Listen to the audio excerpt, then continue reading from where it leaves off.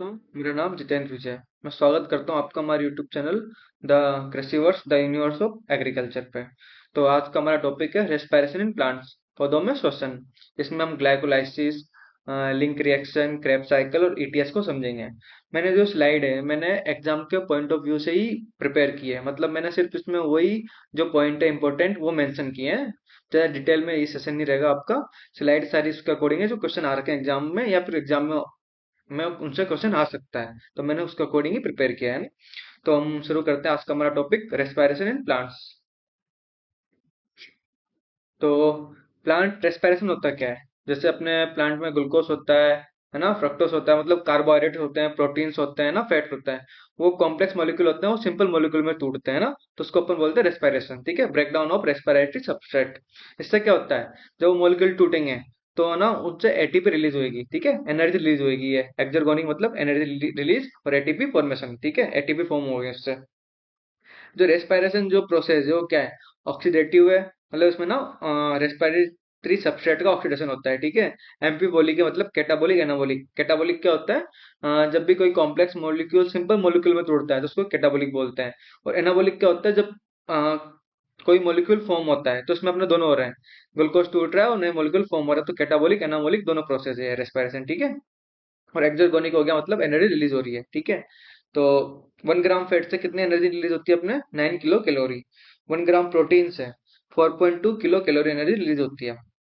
और 1 ग्राम कार्बोहाइड्रेट, इसमें ग्लूकोज हो गया, फ्रक्टोज वगैरह आ गया ना, कार्बोहाइड्रेट, उनसे 4 किलो कैलोरी एनर्जी रिलीज होती है। तो जो एनर्जी रिलीज होती है उसको अपन मेजर किससे करते हैं, मेजर करते हैं अपन बॉम कैलोरीमीटर से। याद रखना इस बात को, इंपॉर्टेंट है ना। एनर्जी किससे मेजर करते हैं अपन, बॉम कैलोरीमीटर से। ठीक है,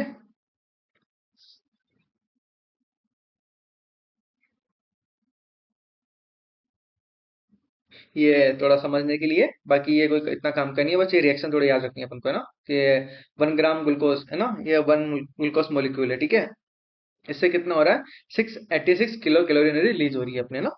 तो बस ये समझने के लिए, this is the process in which complex organic substance like carbohydrates, proteins, fats are broken down to release CO2 and water.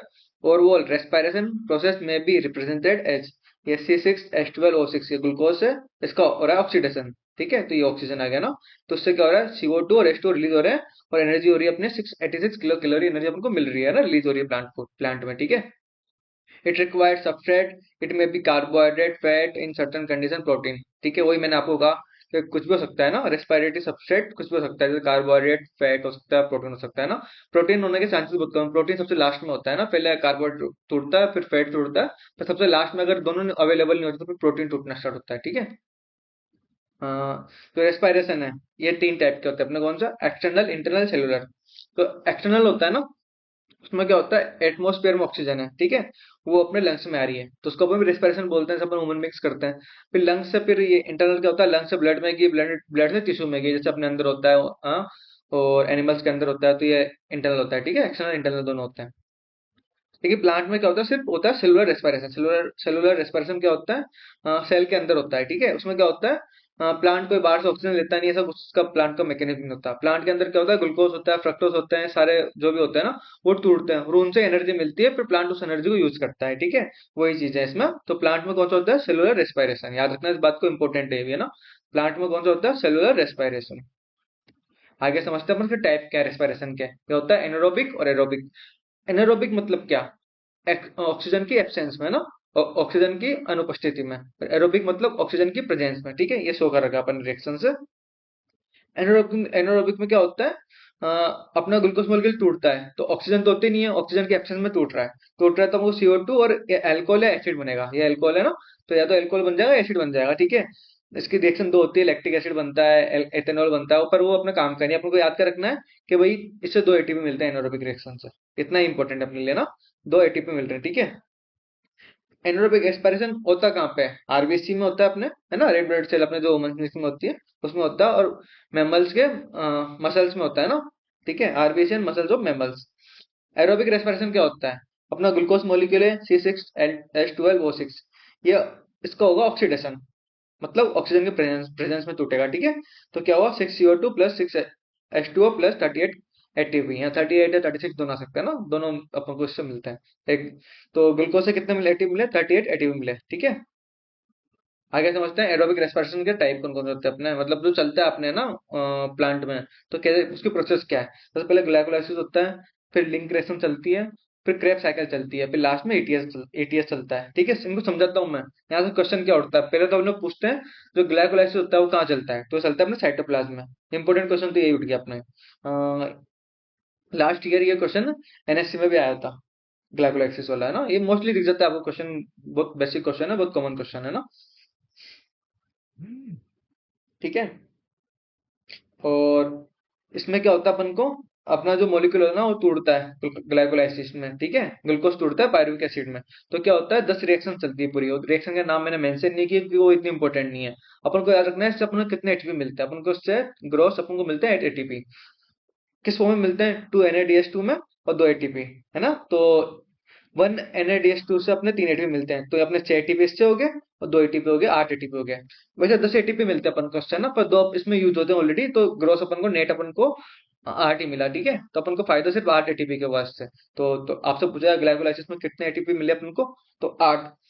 Glycolysis चलता कहाँ पे अपने, कहाँ पे चलता है, साइटोप्लाज्म में, याद रखना इस बात को ना। तो उसके बाद आता है लिंक रिएक्शन। फिर ग्लाइकोलाइसिस में ग्लूकोज है, ग्लूकोज टूट गया अपने 10 रिएक्शन के अंदर पायरुविक एसिड के 2 मॉलिक्यूल्स में।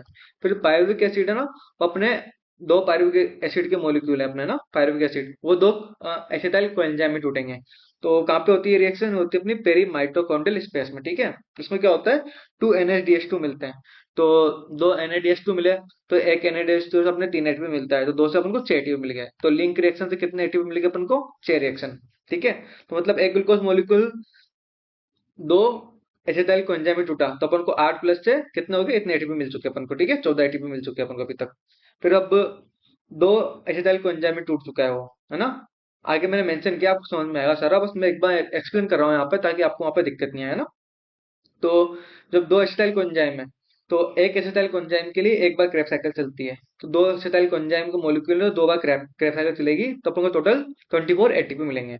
अगर आपसे पूछे कोई कि 1 एसिटाइल कोएंजाइम जो मॉलिक्यूल है ना, उसके लिए कितने एटीपी अपन को मिलते हैं उससे, तो ये सारा आप हो जाएगा, 12 आ जाएंगे वहाँ पे ना। तो क्रेब साइकिल चलिए 2 बार, कहाँ चलती है, मैट्रिक्स ऑफ माइटोकॉन्ड्रिया में, मैट्रिक्स में चलती है, ठीक है। इससे क्या होता है, 3 NADH2, एक FADH2 और एक GTP मिलता है। तो इन 3 NADH2 से कितने मिल गए, 6, 9 मिल गए इससे ना। और एक FADH2 से 2, तो 9 और 2 11, और एक GTP एक ATP 12 हो गए, ठीक है। 2 बार चलेगी 24 हो जाएंगे टोटल ना। तो ऐसे है, ठीक है।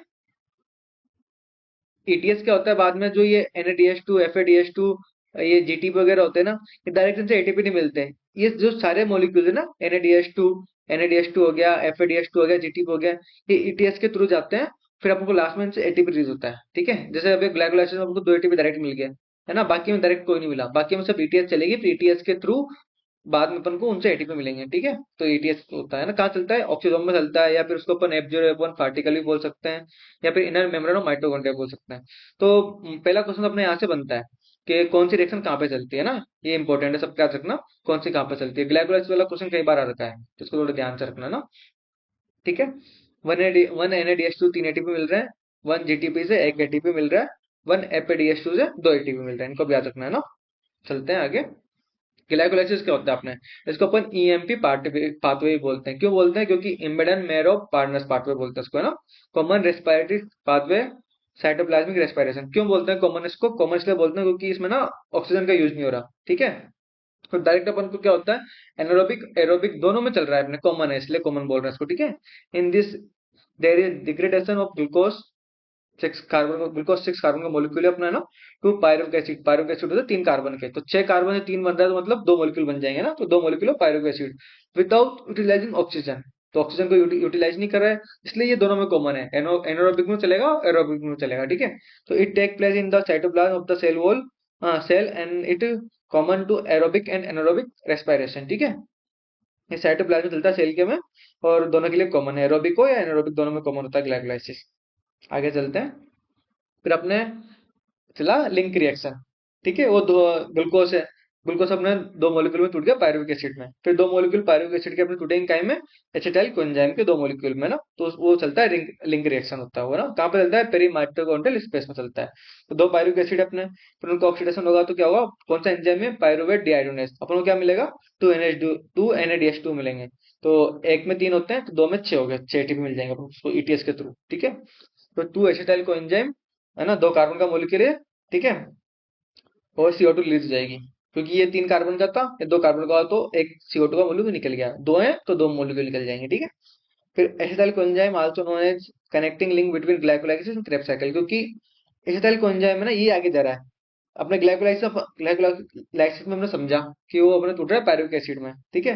फिर पायरुविक एसिड अपने एसिटाइल कोएंजाइम में टूट के और आगे जा रहा है क्रेब्स साइकिल में, तो एक कनेक्टिंग लिंक हो गया अपने दोनों का, है ना। इसका दूसरे नाम क्या है लिंक रिएक्शन के, इसको अपन बोलते हैं गेटवे रिएक्शन और ऑक्सीडेटिव डिकार्बोक्सिलेशन, ठीक है, दोनों इसके नाम है।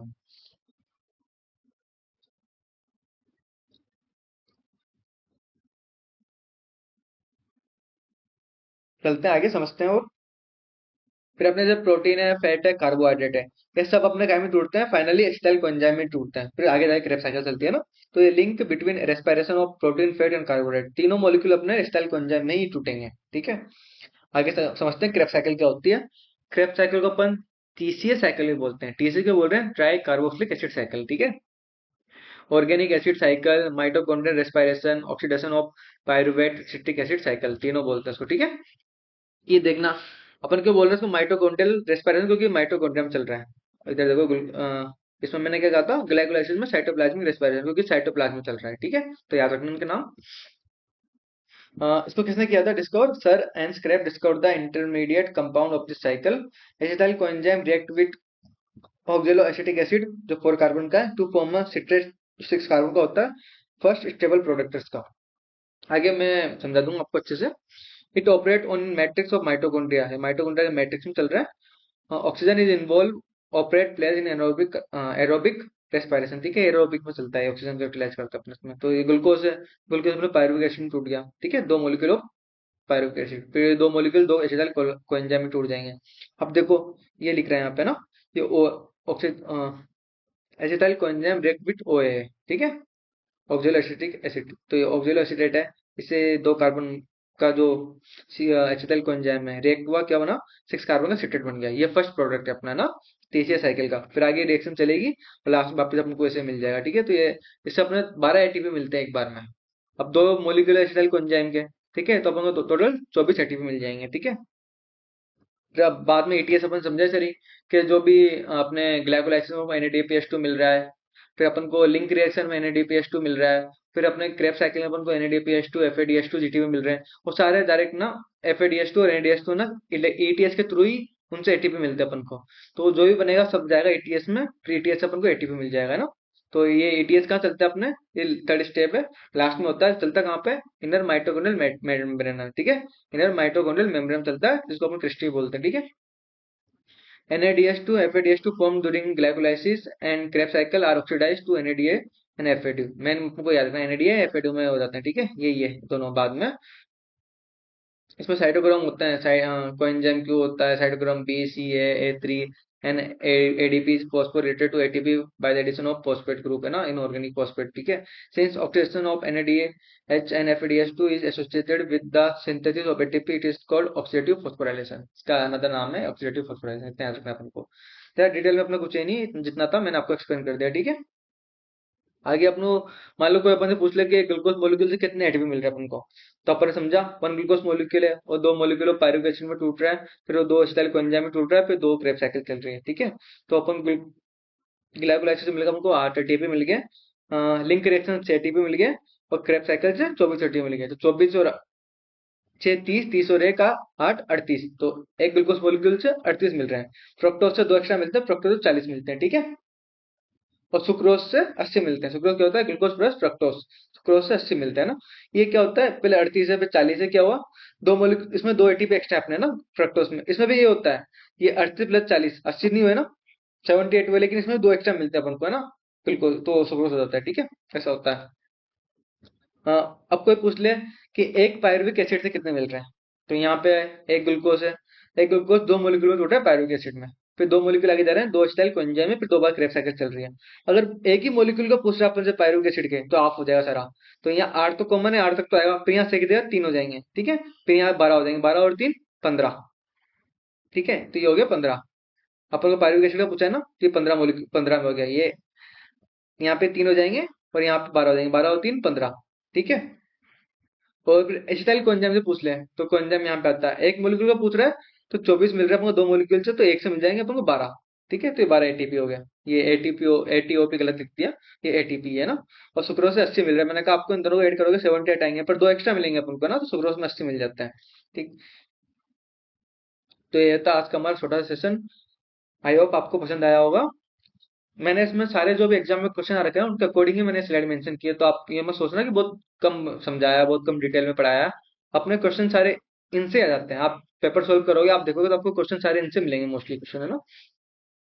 और आपने अगर हमारा टेलीग्राम चैनल ज्वाइन नहीं किया हो तो उसको भी ज्वाइन करना। उसमें हम ना रोज डेली के टेस्ट अपलोड करते हैं, ठीक है। जो भी अपने सीसीआई में, आरपीएससी में, एफसीआई में, अपने आईबीपीएस में, है ना। और और भी कोई अदर स्टेट का, जैसे एमपी का हो गया, एमपी रियो वगैरह हो गया, उनके ना जो भी क्वेश्चन आ रखे हैं एग्जाम में, हम ना उन्हीं क्वेश्चन को ऐड करते हैं अपने टेस्ट में, और उन्हीं से एक टेस्ट बना के रोज के रोज डेली अपलोड करते हैं। तो अगर आपने हमारा टेलीग्राम चैनल ज्वाइन नहीं किया हो तो उसको जरूर ज्वाइन करना, लिंक डिस्क्रिप्शन में आपको मिल जाएगा। और इसी तरह की और भी वीडियो देखने के लिए हमारे चैनल को सब्सक्राइब करें। आप एक बार चैनल विजिट करना, आप देखना, इसमें हमने और भी चीजों, और भी इस तरह के लेक्चर, छोटे छोटे लेक्चर आपके लिए अपलोड कर रखे हैं। आप उनको देखना, और आपको अच्छा लगे तो जरूर कमेंट सेक्शन में उनको बताना। थैंक यू सो मच, मिलते हैं अगली क्लास में।